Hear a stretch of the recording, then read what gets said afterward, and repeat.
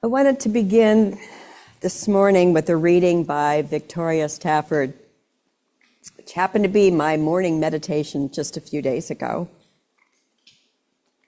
She writes, "What if there was a universe, a cosmos, which began in shining blackness, out of nothing, out of fire, out of a single breath, and into it came billions and billions of stars, stars beyond imagining. And near one of them, a world, a blue-green world so beautiful that learned clergymen could not even speak of it cogently. And brilliant scientists with their physics, their mathematics, their empirical, impressionistic musing, in trying to describe it, would begin to sound like poets. What if there was a universe in which a world was born of a smallish star, and into that world at some point flew red-winged blackbirds, and into it swam sperm whales, and into it bloomed crocuses, and into it blew wind to lift the tiniest hairs on naked arms in spring. And into it at some point grew onions out of the soil, and in went Mount Everest, and also that coyote we've spotted in the woods just west of here, just after sunrise on these mornings when the moon is full. Into that world came animals and elements and plants and imagination, the mind and the mind's eye. If such a universe existed and you noticed it, what would you do? What song would come out of your mouth? What prayer? What praises? What sacred offering? What whirling dance? What religion? And what reverential gesture would you make to greet that world every single day that you were in it?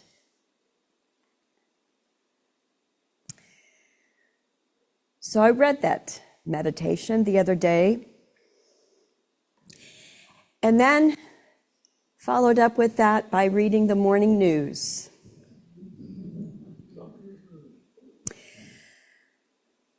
And I am thrown into a deep sorrow.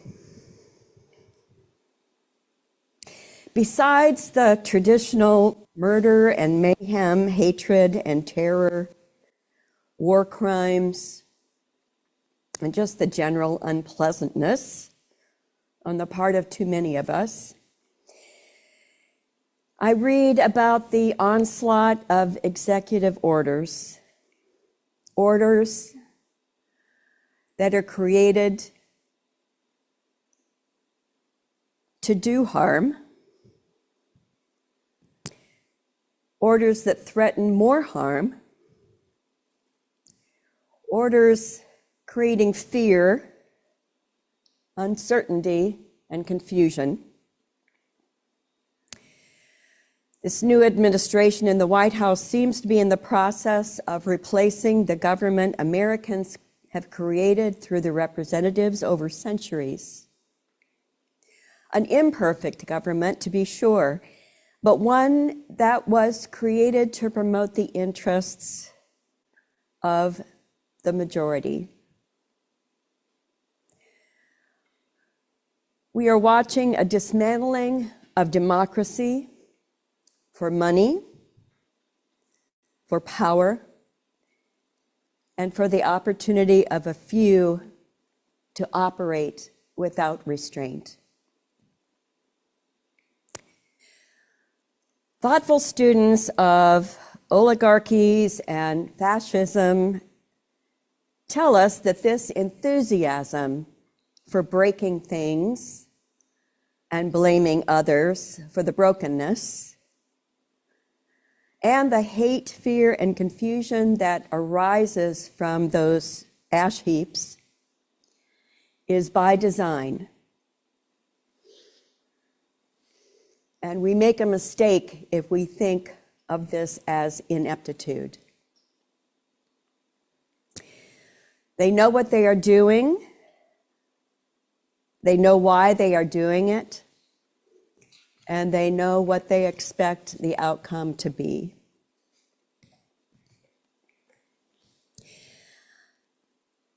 An American Airlines jet coming from Wichita, Kansas, carrying 64 people, and a U.S. Army helicopter collide in the airspace over Washington, D.C.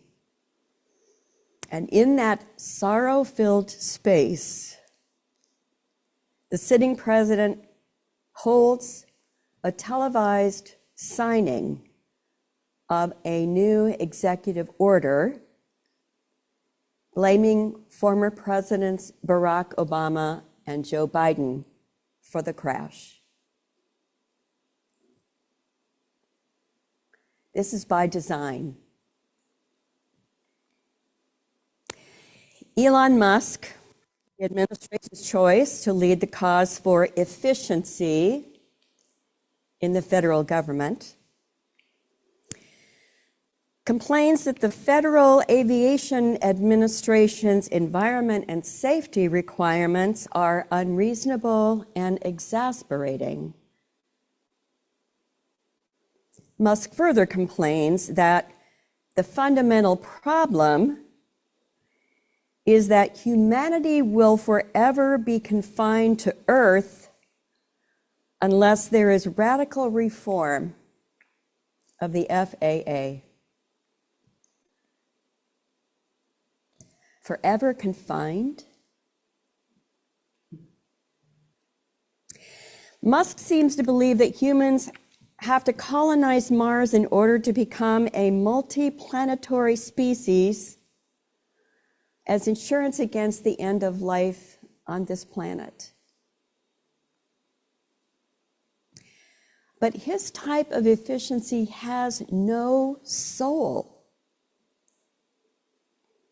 No room for the brokenness of lost lives, no room for the brokenness of lost species or the brokenness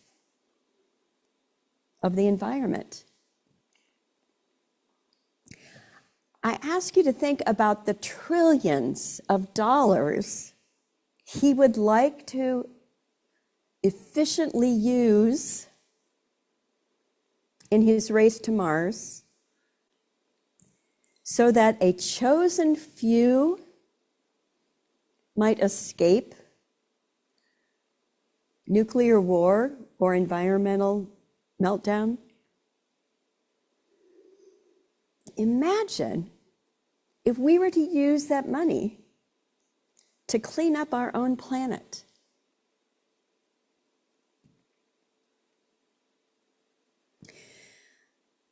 Years ago, I read a book by Stephen Covey called The 7 Habits of Highly Effective People. And over the years, I've tried to stay close to many of his ideas. One of his concepts that I've found especially helpful and I've actually preached about on occasion is his idea of how to be proactive in life.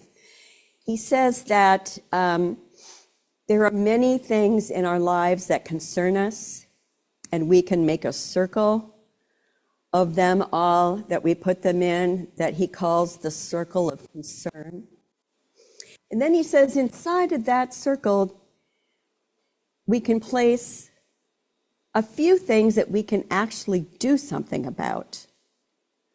And those include our circle of influence. He said that many of us spend a lot of time and energy in that outer circle of concern, but it is the circle of influence that we can actually do something about and make some progress. Now, I believe that is true.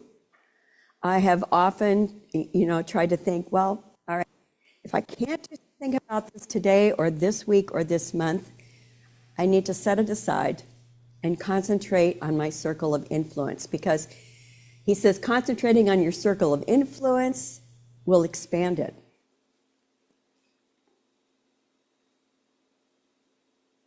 This is good advice, up to a point. Because I'm also keenly aware, ever so much more as I get older, that effectiveness and efficiency can be soulless, influenced by our own short-sighted, ego-driven agendas that can lead us into the wrong places. And I'm also more and more aware that things get broken that can't be fixed, or that I can't fix, and things that were fixed get broken again. That so much good can be swept away with one unsuitable leader, with one bad decision made by voters, by one quirk of nature, be it a hurricane or a wildfire or a flood or an earthquake. And so I find myself more these days wanting to pay attention to that outer circle of concern and hold that brokenness. Because without holding the brokenness, my world has no soul. And my friends, we need to be soul-filled people, holding that brokenness. How do we do that? How do we hold together Stafford's beautiful, eloquent description of our Earth home with Musk's aspirations to escape it?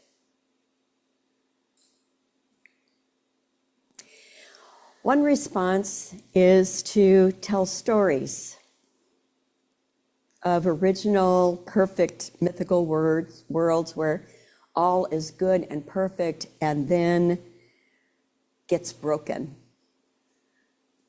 I'm thinking of, the Adam and Eve story in paradise, where everything is beautiful and then the snake appears. Or the Native American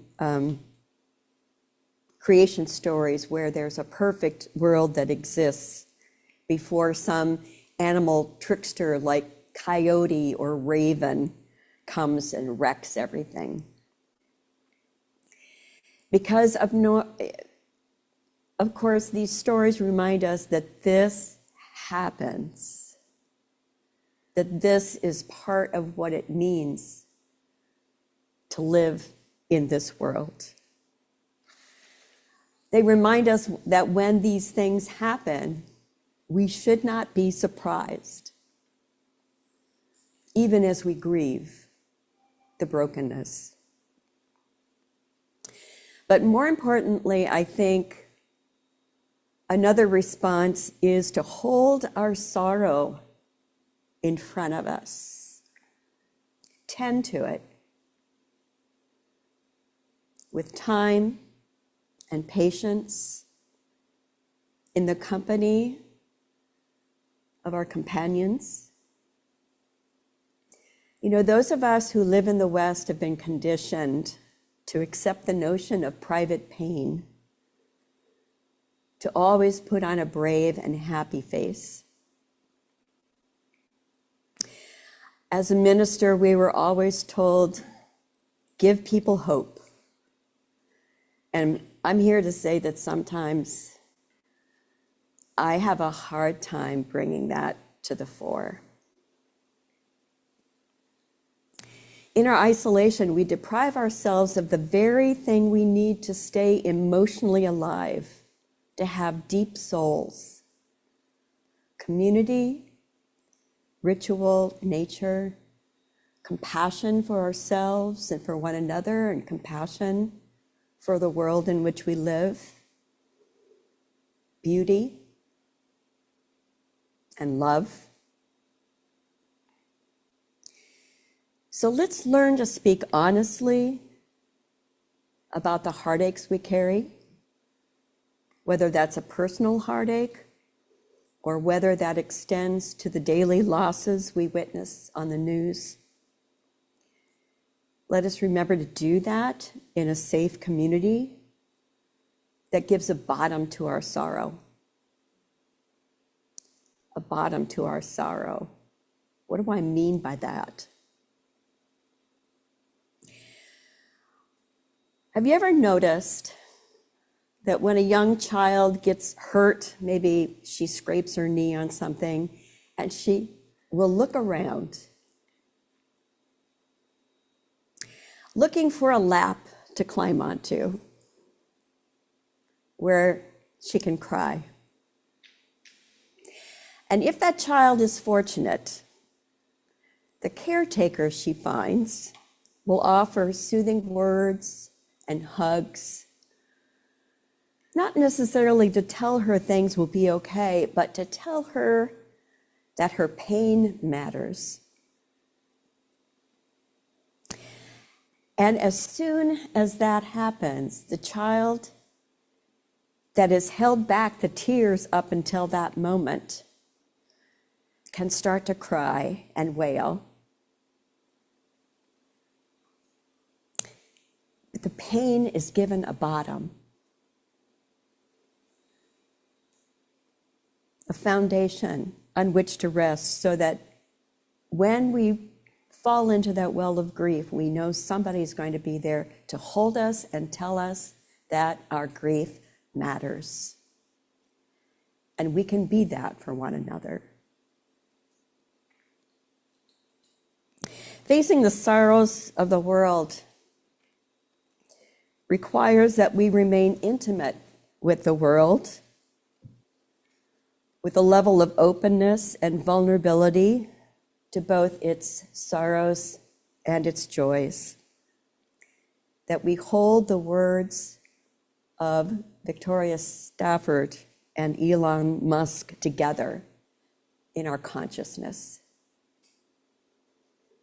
Our sorrow over the latter is a form of soul activism.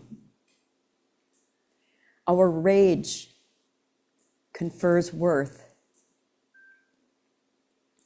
When these two things are held together, it keeps the heart flexible and ready to respond. As Rumi has written, this night will pass, and then we have work to do. To what will we be devoted? What is it we love enough to serve and protect? I end my thoughts this morning with a poem by Roshani Rhea, who writes, there is a brokenness out of which comes the unbroken, a shatteredness out of which blooms the unshatterable. There is a sorrow beyond all grief which leads to joy, and a fragility out of whose depths emerges strength. There is a hollow space too vast for words through which we pass with each loss, out of whose darkness we are sanctified into being. There is a cry deeper than all sound, whose serrated edges cut the heart as we break open to the place inside which is unbreakable and whole, while learning to sing. May it be so, and blessed be.